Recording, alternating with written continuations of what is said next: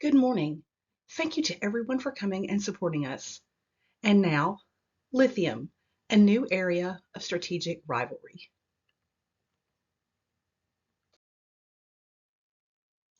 White gold, 21st century oil, star mineral. These are all nicknames for lithium because for clean energy, lithium is the future. According to the International Energy Agency, the world will need at least 1.1 million metric tons of lithium annually by 2040. That is 10 times more than current production levels. With the world gearing up for electric vehicle era, battery manufacturing has become a priority for many nations, including the United States. However, having entered the race early, China is far and away in the lead, and the United States is far behind. 6 of the top 10 battery manufacturing companies in the world are headquartered in China. The U.S. desperately needs to hasten the development of supply chains for critical minerals that don't involve China and Chinese companies to protect our commercial interests. China is not only primed to make hundreds of billions of dollars in revenue, but it is also positioned to restrict access to lithium-ion batteries to certain countries and companies, and this can potentially put our economy at great risk. So, when we think about lithium, most of us think about electric vehicles. But as you can see here, there are many consumer products that contain lithium batteries. 30% of laptop computers have lithium batteries, and in 2022, there were approximately 67 million laptops sold with lithium batteries. That's a lot of batteries. 10.76% of outdoor recreation equipment like drones and RC cars contain lithium batteries as well. But this is just small potatoes compared to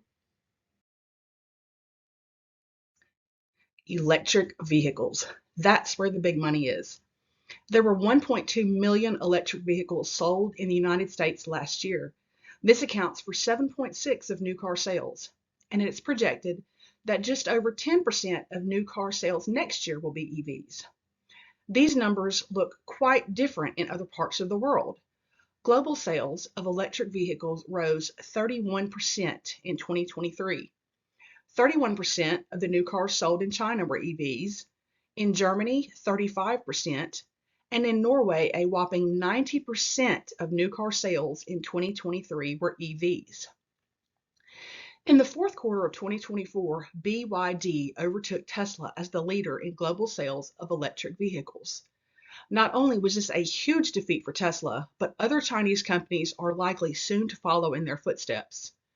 Never heard of BYD? That's because they aren't yet available on the US market, which is likely to change in the next year.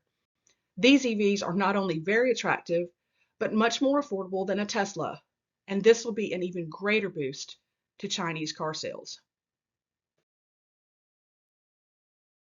If you remember one thing about my presentation, this should be it.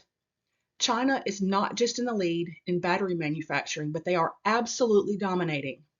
This is supported by their control over the materials in battery production.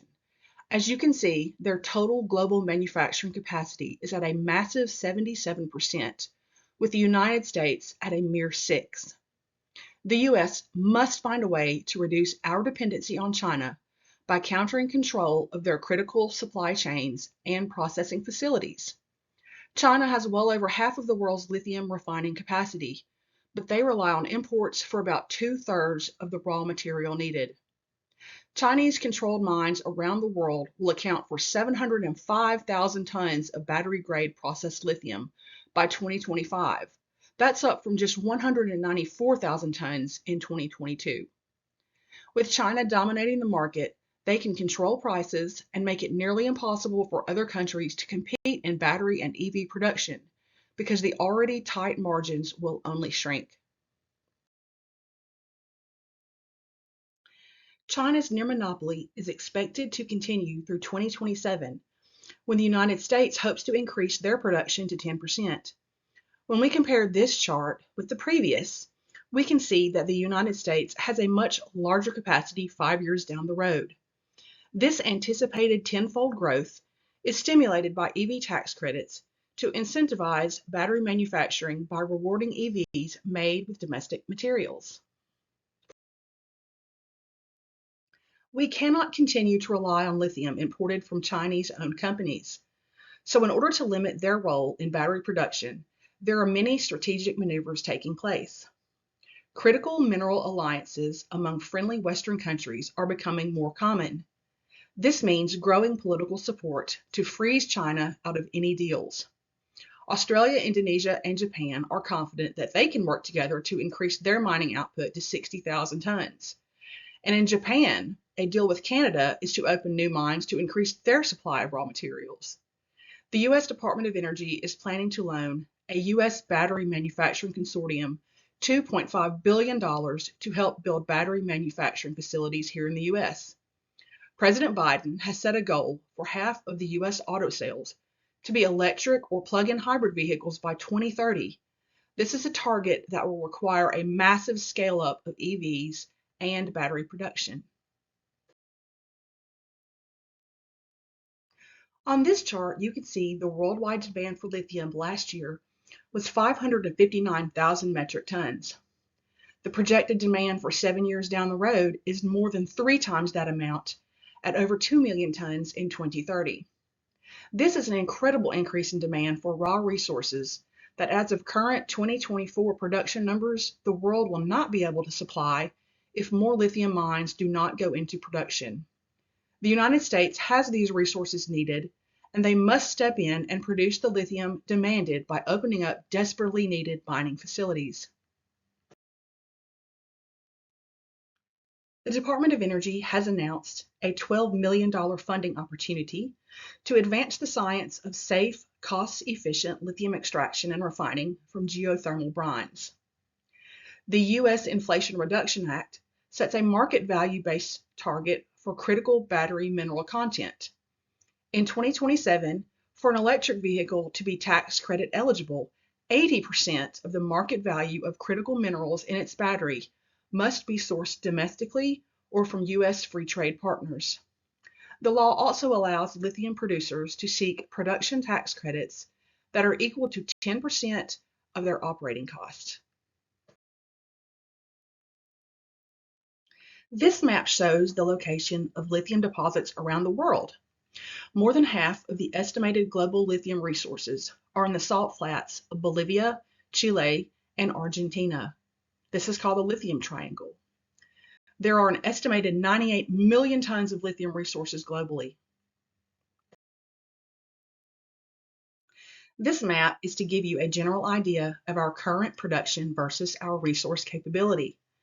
The black dots represent the 29 lithium battery manufacturing facilities in the United States. As you can see, we even have one here in Alabama. It is the Mercedes plant in Tuscaloosa, where they have their own battery production facility for the EVs manufactured there.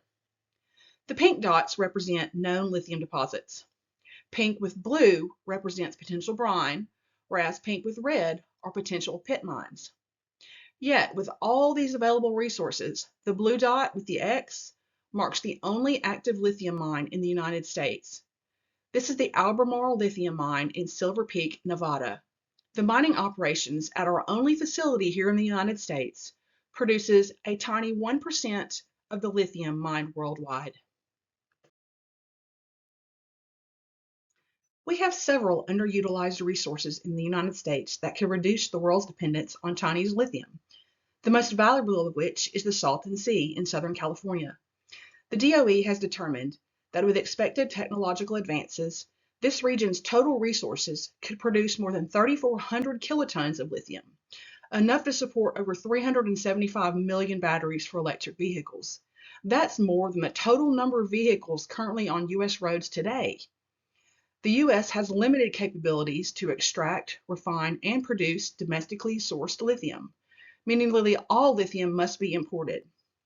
The Salton Sea known geothermal resource area is working to increase geothermal electricity generation while accessing more of the region's available lithium resources, enabling us to meet or exceed global lithium demand for decades.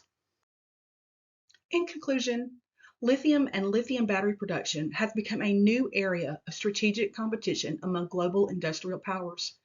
Currently, China has a dominant role in this important new industry. The U.S. should be able to establish a national sovereignty in this area which requires joint efforts from business and state institutions. Thank you for coming.